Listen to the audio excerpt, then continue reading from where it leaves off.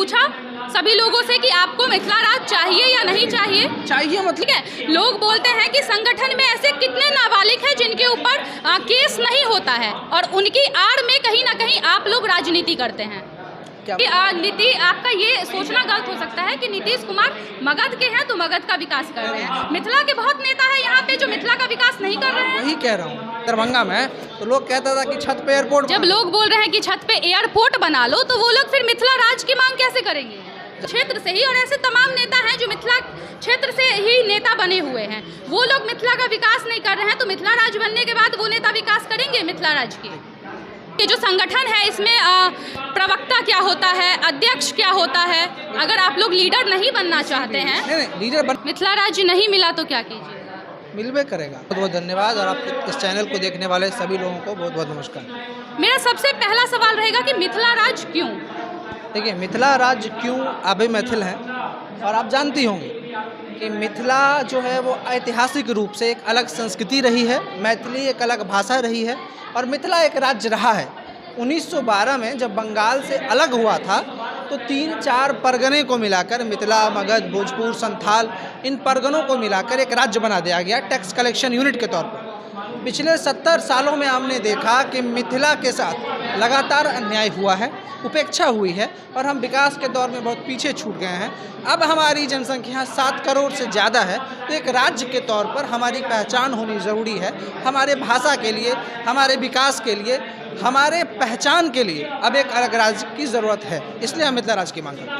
एक सवाल और रहेगा कि मिथिला राज्य की मांग सिर्फ एक संगठन कर रहा है, वहाँ के लोग नहीं कर रहे हैं, वहाँ के लोग विरोध कर रहे हैं, वहाँ के लोग बोल रहे हैं कि हमें रहना बिहार में ही है, लेकिन कुछ जो युवा हैं MSU से जुड़े हुए वो मिथिला राज्य की मांग कर रहे हैं। एक सर्वे के द्वारा भी देखा गया है कि मिथिला राज्य की मांग वो लोग नहीं कर रहे हैं जो MSU से जुड़े हुए नहीं हैं। अच्छा, एक बात आपने कहा मिथिला स्टूडेंट यूनियन से ही लोग कर रहे हैं। पहली बात तो ये कि मिथिला स्टूडेंट यूनियन में कोई नेता नहीं है, जो भी है सब आम युवा ही है।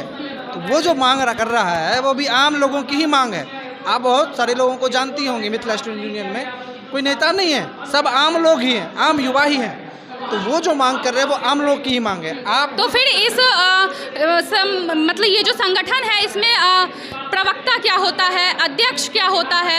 अगर आप लोग लीडर नहीं बनना चाहते हैं, नहीं लीडर बनना क्यों नहीं चाहते, ये बात लीडर बनना चाहते देखिए, हैं। लीडर हैं, मैं कह रहा हूँ जो आम जनता है वो भी तो लीडर बनता है, कोई लीडर ऊपर से तो नहीं आता है। दूसरी बात, संगठन चलाने के लिए बहुत सारे पद होते हैं, एडमिनिस्ट्रेशन के लिए पद चाहिए। दूसरी बात, आप जो ये कह रही हैं कि राज्य की आम जनता नहीं मांग कर रहे हैं, आप हो सकता है जिनसे बात कर रही होंगी सर्वे के लिए कोई और बात किया होगा, वो उसी पॉलिटिकल, ज़्यादातर देखा जाता है सोशल मीडिया पे लोग मिथिला राज्य के विरोध करते हैं और वो लोग मिथिला से ही आते हैं। मिथिला राज्य की विरोध 110 साल पुराना मांग है।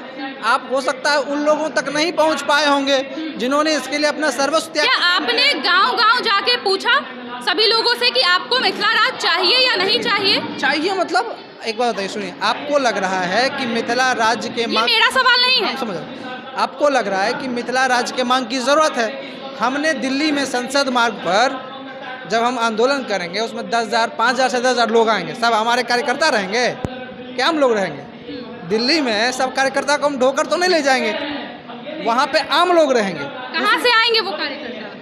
कार्यकर्ता तो दिल्ली में है, हमारे आम लोग हैं, मैथिल जनता है, आपको दिखाई दे 17,000 लोग आ जाएंगे, 5,000 से 10,000 लोग आएंगे। मैंने ये कहा 10,000 लोग आसपास लोग आएंगे। मिथिला डेवलपमेंट बोर्ड के नाम पर हज़ारों लोग आए हैं दिल्ली में, हम पहले भी किया है, 2017 में ही किया है। ये आंदोलन जो है वो 110 साल पुराना है, तो आप ये मत कहिए कि लोग नहीं चाहते हैं। 110 सालों से फिलहाल अभी लोग नहीं चाहते हैं। आप उस लोगों तक नहीं पहुँचे हैं। आप, हम लोग भी तो गाँव में ही जाते हैं, हमारा संगठन तो गाँव में ही है, तो हम भी तो दलान पर, दरवाजा पर बैठते हैं, हमारी भी बातें होती है, हम भी चौक पर बैठते हैं। लोग बिल्कुल, हर मैथिल अपने आप को एक अलग आइडेंटिटी के तौर पर देखता है। और देखिए, कई बार क्या होता है कि लोग जागे नहीं होते हैं, हमारे यहाँ कॉन्फिडेंस का अभाव है। कॉन्फिडेंस का अभाव ये है कि जब मैं ये कहूँगा कि हमको IIT चाहिए तो लोग हंस देगा, दरभंगा में IIT खुलता है। हम कहेंगे हमको एम्स चाहिए तो लोग हमको बता रहे हैं, जब एयरपोर्ट की मांग करते थे ना तो लोग हमको कहता था कि अपने छत पे एयरपोर्ट बना लो। हम लोग जब एयरपोर्ट का मांग करते थे दरभंगा में तो लोग कहता था कि छत पे एयरपोर्ट, जब लोग बोल रहे हैं कि छत पे एयरपोर्ट बना लो तो वो लोग फिर मिथिला राज की मांग कैसे करेंगे? जब बन गया तो वही लोग चल रहे हैं ना। जब बन गया उनको कॉन्फिडेंस नहीं था कि दरभंगा में एयरपोर्ट हो सकता है। हम उनको ये बता रहे हैं, हमको जगा रहे हैं, हम उनको बता रहे हैं कि अरे भाई 7 करोड़ की जनसंख्या है, 6 करोड़ गुजरात की जनसंख्या थी, वो महाराष्ट्र से लड़कर अलग हो गए। तुम यहाँ पे हो, तुम्हारा शोषण हो रहा है, हमारा शोषण हो रहा है, तो हम अलग से राज्य बनाएंगे, अपनी संस्कृति की अलग पहचान बनाएंगे। और जनता मांग कर रही है, अब देखिएगा। आप बोलते हैं कि मिथिला पीछे है, इसके पीछे सरकार का हाथ है, ठीक है। अगर मिथिला राज्य बन जाता है, वहाँ से कोई मुख्यमंत्री बनते हैं मिथिला क्षेत्र से ही, और ऐसे तमाम नेता हैं जो मिथिला क्षेत्र से ही नेता बने हुए हैं, वो लोग मिथिला का विकास नहीं कर रहे हैं, तो मिथिला राज्य बनने के बाद वो नेता विकास करेंगे मिथिला राज्य की। आप पत्रकार हैं, अब 6 महीना पहले भी पत्रकारिता करती थी, अभी आप स्वतंत्र हो गए, तो आप अपने ढंग से पत्रकारिता कर रहे हैं ना। काम तो आप पहले भी कर रहे थे, काम आप अभी भी कर रहे हैं, पहले किसी और के लिए कर रहे थे, अब आप स्वतंत्र होकर खुद के लिए कर रहे हैं। मतलब ये कहीं ना कहीं गलत हो सकता है, ये गलत हो सकता है कि आपका ये सोचना गलत हो सकता है कि नीतीश कुमार मगध के हैं तो मगध का विकास कर रहे हैं। मिथिला के बहुत नेता है यहाँ पे जो मिथिला का विकास नहीं कर रहे हैं। वही कह रहा हूँ, अभी जो मिथिला के नेता हैं वो नीतीश कुमार के नाम पर चुनकर आए हैं, उनका कोई जनाधार नहीं है, वो जनता संपर्क में नहीं है। तो आने वाले समय में मिथिला का विकास कोई नेता ही तो करेंगे।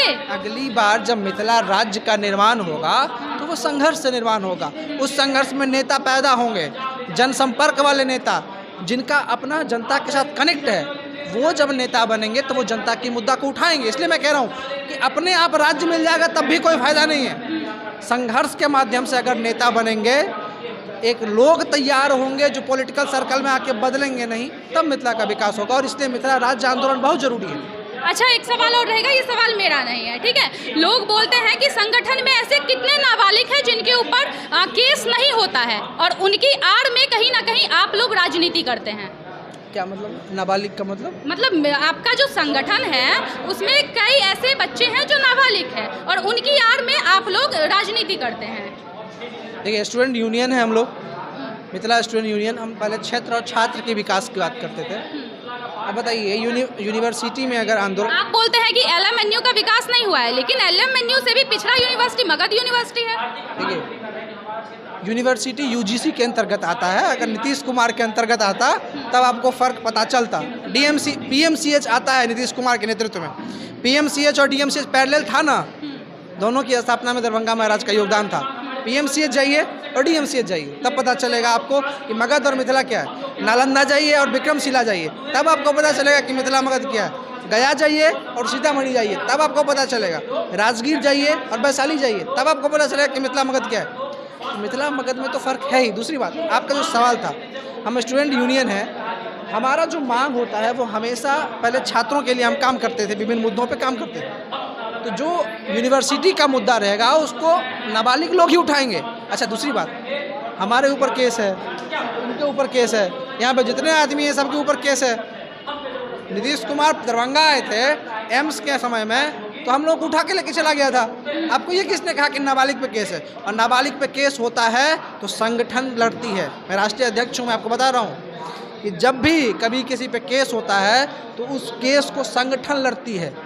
और हमारे ऊपर केस है, इनके ऊपर केस, सबके ऊपर केस है, तो जो सरकार से प्रश्न करेगा उस पर केस होगा ही, इसमें कोई दिक्कत नहीं। दरभंगा के सांसद गोपाल जी ठाकुर से भी हम लोगों ने बात की, वो मिथिला राज्य के सपोर्ट में बिल्कुल भी नहीं है। देखिए, मैं अभी इस इंटरव्यू के बाद आपको एक वीडियो दिखाऊंगा जिसमें वो सरावगी जी और बदवनी के विधायक अशोक यादव तीनों विद्यापति मंच पर आए हैं और वो कह रहे हैं कि मिथिला राज्य की मांग जरूरी है। जब आप उनसे पूछने जाइएगा तो वो एक इंटरव्यू हो जाएगा जिसमें एक बीजेपी के कार्यकर्ता को सामने से कहना है कि मिथिला राज्य का निर्माण जरूरी है। तो बीजेपी तो अब जिसका जनाधार नहीं है वो कोई स्टैंड थोड़े ले सकता है। गोपाल जी ठाकुर तो कभी खुल के नहीं बोलेंगे कि मिथिला राज्य चाहिए, वो बीजेपी के हैं, उनको हमारे यहाँ कहते हैं ना कि बात करते ना, वो हो जाएगा उनके साथ, तो उनको दिक्कत है, वो नहीं कर पाएंगे। मिथिला राज्य नहीं मिला तो क्या कीजिएगा? मिलवे करेगा, मिलवे करेगा, कॉन्फिडेंस है। देखिए, कॉन्फिडेंस इसलिए है, फिजिक्स में एक थ्योरी है, जब दो चीज़ें, ग्रेविटेशन का जो लॉ है कि जब दो चीज़ें एक तरफ आने लगती है तो उनका टकराना निश्चित है, और जब दो चीज़ें दोनों तरफ जाने लगती है तो उनका विच्छेद आवश्यक है, वो होगा ही। तो मिथिला और मगध अब एक सेपरेट हो गया। आप यहाँ पे आए थे, आपने कभी देखा था मिथिला नाम पे इतना बड़ा लोग जमा होते हुए?